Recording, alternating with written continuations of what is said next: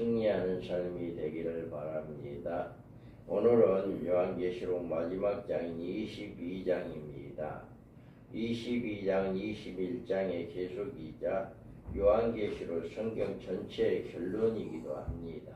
그래서 22장에는 21장이 이어지는 약간의 천국 모습이 보이고 하나님의 교회에 대한 경고의 말씀이 매듭짓고 있습니다. 그래서 22장은 성경에 계시된 모든 예언 마감으로 우리는 22장에 바른 해석을 있어야 합니다. 우리는 지나간 시간에 하늘에서 내려오는 새 예루살렘의 모습을 보았습니다. 또 내가 보며 거룩한 성 새 예루살렘이 하나님께로부터 하늘에서 내려오니 그 준비한 것이 신부가 남편을 위하여 단장한 것 같더라. 아멘. 아름다움이 얼마나 아름답고 규모가 있고 거룩하게 예비된 성인지 이 성을 바라본 요한은 또 내가 보매 거룩한 성 새 예루살렘이 하나님께로부터 하늘에서 내려오니 그 예비한 것이 신부가 남편을 단장한 것 같더라. 이렇게 말하고 있습니다. 이 거룩한 성 새 예루살렘에 뭐가 있느냐라고 하는 것입니다. 그래서 먼저 생명샘의 강이 있습니다. 그가 수정같이 맑은 생명수의 강을 내게 보이니 하나님과 및 어린 양의 보좌로부터 나와서 길 가운데로 흐르더라. 강 좌우에 생명나무가 있어 12가지 열매를 맺되 알마다 그 열매를 맺고 그 나무 잎사귀들은 만국을 치루하기 위하여 있더라. 아멘. 여기에서 새 예루살렘에 계신 생명나무의 강을 보입니다. 생명의 강. 그런데 그가 수정같이 맑은 생명수의 강을 내게 보였다라고 이야기해요. 여기에서 21장과 22장에서 계시되는 천국의 계시에서 바다의 모습을 찾아볼 수가 없습니다. 그러나 그 대신에 수정같이 맑은 생명수의 강이 등장하고 있습니다. 이 강에는 배에서 수정같이 맑다라고 했습니다. 공해가 전혀 없을 뿐만 아니라 모든 것이 신선하고 지극히 거룩한 곳이기 때문에 깨끗하지 아니한 것, 맑지 아니한 물, 거룩하지 않는 것이란 상상할 수도 없습니다. 이와 같이 이 강은 세상의 어느 곳에서 찾아볼 수 없을 정도로 아름다운 강이다. 이 강은 생명수의 강이라고 부르는 것은 새 예루살렘에 속한 모든 것들이 영원한 생명을 상징하고 있기 때문에 그렇게 생명수의 강이다 이렇게 부르고 있습니다. 그러나 이 물을 마심으로 영원한 생명을 얻는 것은 아닙니다. 또 이 물이 예수님의 말씀하신 생수는 더군다나 아닙니다. 이 강물이 차서 넘치면 그 물줄기를 타고 예수님이 재림하신다고 하는 시한부 종말론자의 일부 주장에 터무니없는 망설이다. 그래서 우리는 이 생명수의 물이 어린 양의 보좌로부터 나서 길 가운데로 흐르더라 라고 했습니다. 이 말씀은 생명수의 강의 근원을 밝혀주는 말씀입니다. 그래서 생명수의 강물은 새 예루살렘 길 가운데로 흐른다고 했어요. 이 강의 길이와 넓이에 대하여 계시는 없지만 아마도 천국 어느 쪽에서나 길 가운데로 흐르는 것이 바라볼 수 있을 것이다. 그래서 이 강물이 하나님과 어린 양의 보좌로부터 난다고 한 표현은 천국에 있는 모든 존재의 발생 근원이 하나님과 어린 양에 있기 때문에 그렇게 이야기한 거다라고 이야기합니다. 그러면 강 좌우에 생명나무가 있다라고 이야기해요.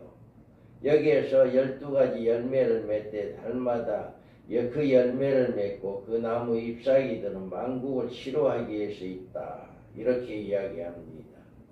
이곳에서 말씀해주는 생명나무 역시 여러가지 실과를 맺는 하나님의 나라의 아름다운 과일나무를 의미하는 것으로 생명수의 강이란 뜻과 같은 의미의 표현입니다.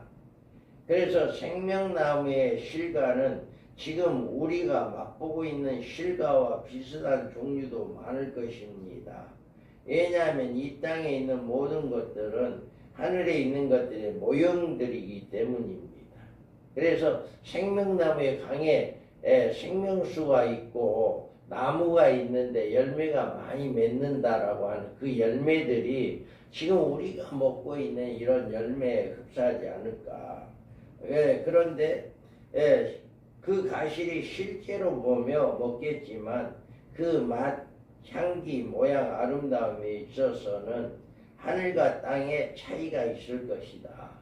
그러니까 우리가 먹고 있는 과일 이런 것과 견줄 수 없는 그런 과일일 것이다 라고 이야기합니다.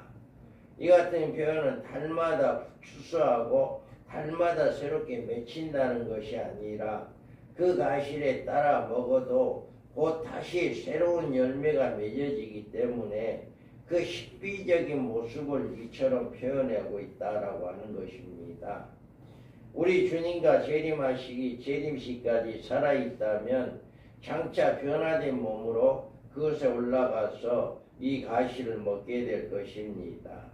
모든 성도들은 천년왕국 후에 하나님의 백보자 심판을 거쳐서 변화된 몸으로 그때까지 살아있던 성도는 변화되고 그때까지 죽어있는 성도들은 부활해서 이곳에 올라가서 이 실과를 먹을 수 있는 이런 축복이 내려진다라고 하는 것입니다.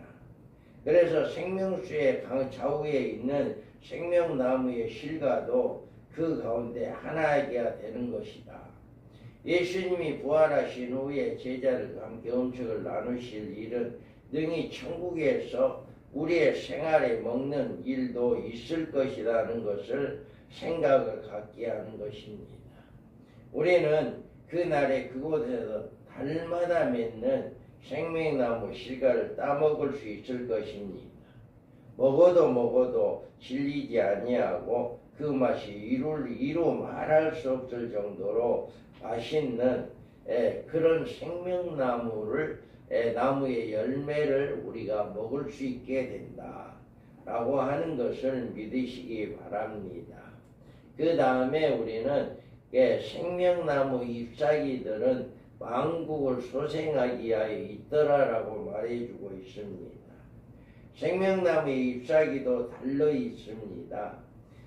우리가 나무 잎사귀가 없다면 보기에 별로 좋지 않을 것입니다.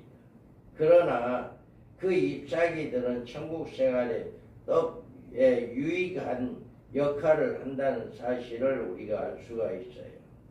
이 지구상에 푸른 것은 사라지면 사람들이나 짐승이나 살아갈 수 없는 것처럼 천국의 잎사귀는 천국의 분위기와 환경을 더욱 아름답게 신선하게 한다고 하는 의미가 있고, 만국을 치료하기 위하여 있다는 말은 천국에 존재하는 모든 것들이 모든 거룩하고 존귀하며 굉장한 생명력을 가지고 있다라고 하는 표현으로 만국이란 그곳에 거주하는 하나님의 백성들을 의미하고 있는 것입니다.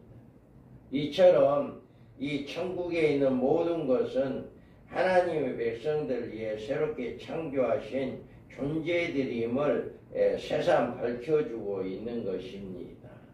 그러면 어린 양의 종들과 천국의 왕권자들이 있습니다. 여기에 다시 저주가 없으며 하나님과 어린 양의 보좌가 그 가운데 있으리니 그의 종들이 그를 섬기며 그의 얼굴을 볼 터이요 그의 이름도 그들의 이마에 있으리라. 다음에 여기에 보면 다시는 저주가 없으며 다시는 밤이 없고 등불과 햇빛이 쓸 데가 없으니 이는 하나님이 저희에게 빛이심이라라고 이야기합니다. 다시 밤이 없겠고 등불이 햇빛이 쓸데없으니 이는 주 하나님이 그들에게 빛이심이라 그들이 세세토록 왕노릇하리라 이렇게 말하고 있습니다. 이 말씀은 21장에 이미 계시된 새 예루살렘의 새로운 면을 이곳에 다시 한번 이제 또 강조해주는 표현으로 저주가 없는 것은 그곳에 죄가 전혀 없을 것이기 때문에 저주가 없다. 그 다음에 아무리 좋은 곳이라도 죄가 들어갈 수 있는 곳이면 결국은 저주로 변하여 하나님의 심판을 따르고 멸망을 받게 됩니다. 그런데 거기에는 저주가 없대요. 에덴이 참으로 기막히게 아름다운 완벽한 행복한 축복의 동산이었지만 뱀이 그곳에 들어와 오고 그의 유혹으로 죄에 물들게 되자 저주의 동산이 되어버렸습니다. 그러나 이곳은 새 예루살렘 성은 영원히 그런 일이 생길 수가 없는 곳입니다. 다시는 사단이 유혹을 얻을 수 없는 사단의 이미 최종적인 심판에 처리되었기 때문에 이곳은 더 이상 죄가 없다. 그래서 여기에서 보면 이제 다시는 밤이 없겠다라고 이렇게 이야기를 하고 있습니다. 다시 밤이 없을 것은 사단의 주관해온 영적 흑암도 영원히 사라져 버리기 때문에 그곳에는 다시 밤이 없다. 여기에서 인생들이 맞은 밤은 피곤을 회복시켜주는 것이 필요합니다. 그리고 인간사의 온갖 더러운 범죄자들이 이 밤에 저질렀습니다. 그러나 이곳에 원하는 안식생활은 계속되기 때문에 피곤함이나 육체를 쉬게 할 만한 일은 없을 것이다. 결국 이제 이 천국이라고 하는 곳은 이렇게 안식을 누리는 곳이다 라고 하는 거예요. 그래서 하나님과 어린 양의 보좌가 그 가운데 있는 것이다 이렇게 이야기합니다. 하나님과 어린 양의 보좌가 한 곳에 있습니다. 우리는 우리 예수님이 하나님 보좌 우편에 앉으실 것이다 라고 말씀을 여러 군데 들었습니다. 그러면 그 보좌의 우편이란 어느 곳을 가리키는 것인지 우리는 알아야 합니다. 아마 우리가 그곳에 올라간 후 비로소 성부 하나님과 성자 하나님과 그 신비적인 영적 관계가 무엇인지 이해할 수 있게 될 것입니다. 그리고 하나님 보좌 우편에 하나님의 보좌에 어떤 관계를 가진 것인가 그때 가야 알 수 있을 것이다. 다시는 저주가 없고 하나님과 그의 어린 양의 이제 보좌가 그 가운데 있으리니 그의 종들이 그를 섬기며 라고 이야기합니다. 여기에서 이야기하는 또 그의 종들이 그를 섬기며 그의 얼굴을 볼 터이요 그 이름도 저희 이마에 있으리라 라고 이야기합니다. 그래서 이곳에서 불러지는 그 종들이란 과연 누구를 지칭하는 말인지 정확한 대상자를 찾아내기란 어렵지만 이들은 분명한 망국이라고 불러진 성도들의 백성과는 차별을 두고 있는 성도들이라고 할 수 있습니다. 하나님과 어린 양의 보좌 주변에 하나님과 어린 양을 섬기는 종들이란 모든 성도들을 일컫는 말이 아니고 그의 이름이 저희 이마에 있고 그 말씀에 7장과 14장에 나오는 14만 4천 명의 하나님의 종들과 관계된 자들로 이렇게 알 수가 있습니다. 이들은 하나님의 종들은 순교자들로 첫째 부활자들이며 천년왕국에서 더불어 그리스도와 더불어 왕노릇하는 이런 역사가 있게 될 것입니다. 왕국이 그 빛 가운데로 다니고 땅의 왕들이 자기 영광을 가지고 그리로 들어가리라. 이와 같이 땅의 땅에 왕권을 가질 수 있는 이때 당시는 모든 나라가 없어지고 천국에 밖에 없어요.